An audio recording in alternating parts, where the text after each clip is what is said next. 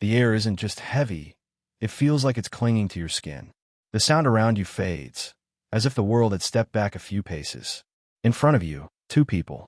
They don't look at you directly, but you know you're the subject. A stray sentence. A laugh too short to be spontaneous. Glances that meet and slip away too fast. You try to decipher it. Nothing concrete. Nothing you could point to as proof. But the feeling is like a thin needle, slipping and slowly burning from the inside. What changed? Yesterday there was trust. Today, there is something between you. Invisible. A space created not by silence, but by an unspoken presence. And it's in that space that the shadow grows. Jung said that where light doesn't reach, the shadow settles in. And some people know exactly how to turn on the light only where they want it. You still don't know the name of what's happening. But when you hear that name, it will echo in your mind like something that was always there, waiting to be discovered. You're left with that feeling stuck to you. The discomfort that doesn't go away. It's as if the room had changed color, but only you seem to notice. Days ago, everything flowed. Conversations were light. Eyes met directly. Trust was almost automatic. Now, every word you say seems to pass through an invisible filter before it reaches the other person. And that filter isn't neutral. It distorts. It amplifies some things, erases others. You try to believe it's just in your head, but the pattern starts to repeat. The person who used to seek you out to talk now avoids contact. Someone close mentioned something you never said. At least, not like that. Or maybe you felt that curious, slightly suspicious look from someone who used to treat you with absolute neutrality. That's when the question starts pounding. What's happening behind the scenes that I'm not seeing? And this is where the name comes in. The one that will change the way you see these situations forever. The name of this weapon is triangulation. Triangulation is when someone, intentionally and strategically, inserts a third element between you and another person to manipulate perceptions, feelings, or alliances. It isn't an honest conversation. It isn't direct conflict. It's a subtle game of distortions, insinuations, and veiled comparisons. The manipulator builds selective bridges of information and cuts others. They decide who hears what and how. Maybe they say something true, but with one detail twisted. Maybe they invent something small to plant doubt.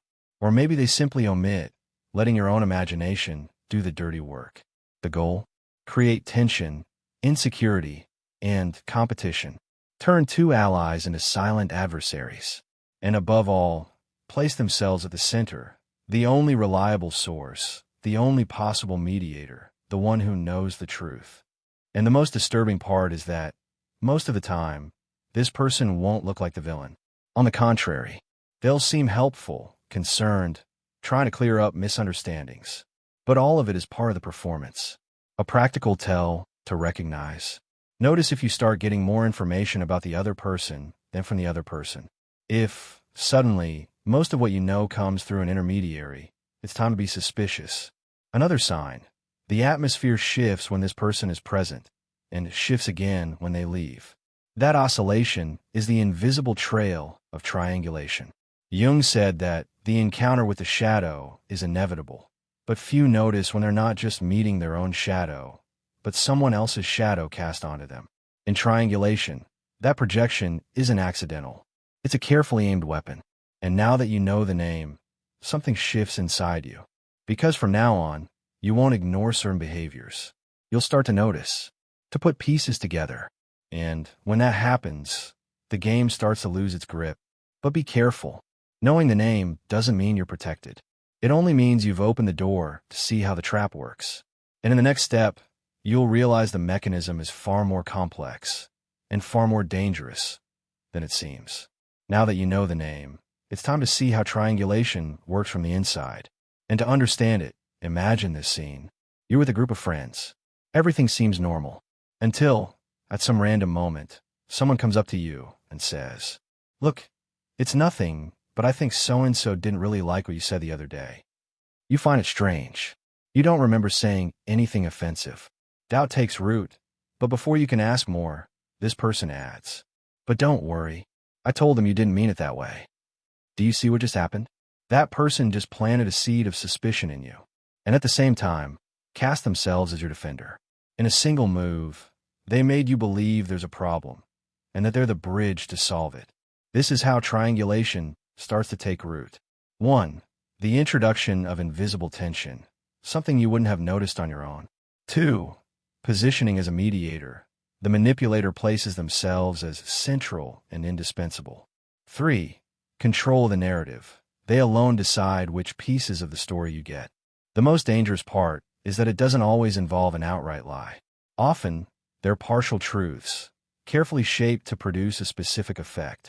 A strategic pause in the sentence, a suggestive intonation, a calculated omission, and all of it happens in silence. As you process the information, your behavior begins to change without you noticing. You start watching the other person more, looking for signs that something is wrong. And that different look, even if discreet, starts to affect the relationship. Mistrust, which didn't exist before, now does. That's the dark genius of triangulation. The manipulator doesn't just create the problem, they build the conditions for the problem to feed itself. And the more you react from doubt, the more they confirm to the other side that there was reason to be suspicious. Now stop and think. Have you ever been in a situation where two people close to you seemed to have different versions of the same story, and you found yourself in the middle, not knowing whom to trust? Maybe it wasn't a coincidence. Jung said that the unconscious conspires to reveal what the ego doesn't want to see. In triangulation, the manipulator exploits exactly that. They activate your instinct to understand, while offering just enough pieces to keep you uneasy, never enough to assemble the whole puzzle. The result? You become emotionally dependent on the information they provide. And that dependence is what traps you in the web. And remember, the more discreet the manipulator, the deeper the poison will take root. Because when triangulation is done well, no one knows they're playing a game until it's too late. And in the next step, we'll enter the most dangerous phase. The moment when this silent tension starts to alter not only your mind, but your sense of reality. The manipulator doesn't just insinuate. They shape how you see the other person. They become the filter, and no filter is neutral. Little by little, that filter shifts colors, warps sounds, and erases nuance. What was once clear now feels murky. And then, the first wound appears. It isn't a visible cut, but it bleeds on the inside. It doesn't heal with time, because there's no stitch for something that hasn't been acknowledged. The psychology of the shadow, as Carl Jung described it, is relentless in these moments. It seeps into the parts you'd rather not look at. And the manipulator knows exactly where those parts are. Silence, which should be neutral, becomes a weapon. An unanswered message. A look that can't be explained. A pause that lasts too long. You feel the tension building, even without words. As if absence were more deafening than any scream. And before you realize it, that third person, who seemed irrelevant at first, has already taken on an invisible body between you. They're in the room when you talk. They're in your mind when you try to sleep. Have you ever felt that invisible presence? As if someone extra were living inside your relationship? The trap is set, and in the next moment, it will spring. You realize the space between you is no longer just physical, it's psychological. The presence of that third person is no longer silent. Now, it fills every crevice. One day, the conversation is about something banal, but suddenly, Andre's name sparks in the air. You feel your stomach tighten, a strange pressure in your chest. Your body reacts before your mind can even think. The manipulator watches. They catch every micro-expression of yours, the subtle shift of your gaze, the breath that catches halfway, and almost imperceptibly they smile. Carl Jung said that what we deny in ourselves returns disguised, and that's exactly what's happening. The figure of Andre isn't just a real person. It's the embodiment of all your insecurities, fears, and half-healed wounds. You try to ignore it, but the details pile up. A laugh at the wrong moment. A memory that should be intimate, shared with someone outside. The line between coincidence and intention begins to blur. At night, in the silence, you replay every scene. Words take on new meanings. Gestures, new intentions. And when you close your eyes, you don't just see the person you're with, you see Andre, hovering like a shadow that won't dissipate. And you? Have you ever lived something like this, where the mere mention of a name was enough to upend your inner world? The stage is set. But the manipulator's next move will be more direct. You feel heat rising through your body, but it isn't from shame. It's the physical discomfort of realizing something has changed, and you weren't the one who decided it. The silence between you is heavy, so heavy it's almost audible. The air feels denser, as if every breath were being watched by eyes you can't see. Suddenly, the phone vibrates. A single, sharp buzz, but enough to cut through the air like a blade. You look at the screen and see just a name, that name. The name that, in recent days, seems to be always nearby, even when the person isn't. Your mind starts building images, whispers, messages sent when you're not around, small gestures that now seem to mean something else. You take a deep breath, trying to push the thoughts away, but they come back like waves that never stop. And that's when you realize it isn't just jealousy. It's something deeper, almost primal. The fear of being replaced, but so slowly and so subtly that, when you notice, it might already be too late. Carl Jung would call this active projection, when what's hidden in another person is slowly mirrored onto you, until it blends with your own identity. But in your case, it's not theory. It's a silent battlefield. You ask yourself, is it all in my head, or is this exactly what they want me to think? Because suddenly, every short reply, every lack of eye contact, every "I was busy" starts to sound like part of a carefully rehearsed script. And then, without noticing, you're already defending yourself against accusations that haven't even been made, explaining things no one asked about, apologizing for actions that never happened. And this is where triangulation reaches its peak. You start to doubt yourself. And when your own internal narrative is corrupted, the manipulator has already won half the war. The most disturbing part? The next step will be to turn that doubt into guilt. And when guilt settles in, you may end up asking for forgiveness for things you never did. You start to believe that every step you take is already planned out, and not by you. There are moments when the manipulator softens the tone, as if offering a rare moment of peace. You feel an almost physical relief. The air seems less dense, the weight on your shoulders eases. But it's an illusion. That breath is only there so the next blow can land even more precisely. The manipulator knows exactly how to balance threat and comfort, like a conductor setting the tempo of your fear. A single word from them can change the entire atmosphere. A cold look, almost imperceptible, and that sense of safety collapses. And it's at this point that triangulation reveals its most subtle poison. The presence of the third person, real or invented, never disappears. It hovers, like a shadow at the edge of your field of vision. You can't see it clearly, but you know it's there. Always. In every conversation, there's a ghost listening to what you say. You police yourself. Measure words. Weigh gestures. Spontaneity vanishes. It's like driving a car at high speed, with someone lightly nudging the wheel without you noticing. The road seems straight until a curve appears where it shouldn't. You're no longer the driver, not even a passenger. It's as if you were only the seatbelt, strapped in, motionless, useful only to serve someone else's purpose. The manipulator doesn't need to control you all the time. They only need to make sure you feel there's no safe way out. And with the third element always present, any attempt to confront or break free feels far too risky. Tell me, how many times have you thought about taking action, but backed down because you imagined his reaction, or hers, or of someone who might not even exist? That's the invisible imprisonment. When even the decisions you haven't made, yet have already been shaped by hands you don't control. And it's in this state, half alert, half surrendered, that many remain for years, until a tiny detail, a slip in the mask, opens a crack to the truth. In the next part, we'll step right into that moment, when something doesn't add up, and you start to see the fractures. At first, it seemed impossible, as if that person were an impenetrable fortress. But little by little, hairline cracks begin to appear. They aren't obvious explosions, nor cinematic scenes. They're subtle, almost imperceptible to anyone who isn't inside the game. A smile that arrives a second late. A compliment that sounds like a threat. A silence that weighs more than a scream. You realize it's no longer just your imagination. And in that moment, something curious happens. You start testing, saying neutral lines, but loaded with hidden meaning. Watching how they react.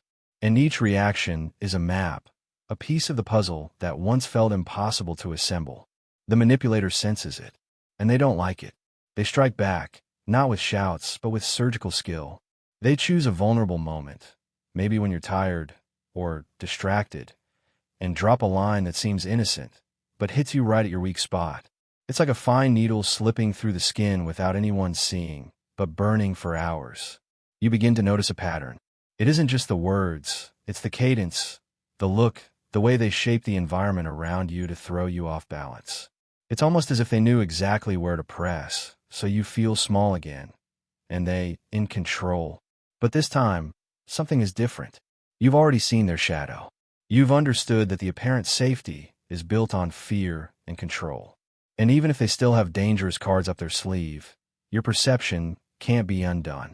Because there's a brief, revealing instant when a mask slips completely, and you see, unfiltered, the fragility they work so hard to hide. And that changes everything. What would you do if you had the chance to see, for just 1 second, the real face of the one who manipulates you, and realize they aren't that powerful after all? You're no longer the same. Before, his every move felt like a command. Now, you watch, analyze, and choose whether to play the game or not. He senses this change, not by what you say, but by what you no longer react to. A provocation that once would have thrown you off, now meets silence. A silence that bothers him more than any scream. His response is immediate. He changes the tempo. He's no longer the patient, calculating manipulator who hides in the shadows. Now, urgency shows through. He starts using quicker gestures, sharper words, looks that try to hold you like invisible chains. And in the midst of it, that moment appears, the one that stays burned in your memory. Maybe it's the instant he lets out a forced laugh, as if trying to mask his nerves. Or when, without noticing, he repeats the same sentence twice, trying to reassert his own narrative. It's quick, but enough for you to understand. He's no longer in control. That realization changes the entire scene. It's as if you've been in a dark room for months, and suddenly, a window were opened. The light doesn't just show what's in front of you, it shows the way out. And here comes a dilemma. How many times have you come close to that window and backed away? How many times has the fear of facing what's outside sent you back to the darkness you already know? Now, that choice stands before you again. But this time, there's a new detail. He also knows you saw the exit, and that changes the game.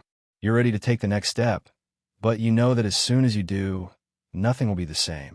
The question is, will you cross or hesitate for one more second that could cost you years of your life? You're standing before the door, and now you know it was always open. What held you wasn't chains. It was words, looks, and calculated silences. Today, they no longer have any effect. If you take the step, you'll feel fear, but along with it will come something much greater.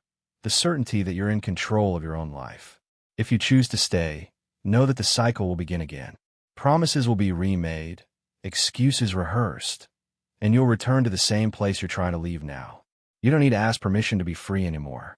The choice is yours, and the moment is now. If this video made sense to you, share it with someone who might still be caught in the same web. And if you want to keep getting stronger, subscribe to the channel and turn on notifications. Each new video is like a new weapon to protect your mind. Because, in the end, no one can walk through that door for you. And when you do, you will never be the same. See you in the shadows of the next hidden truth.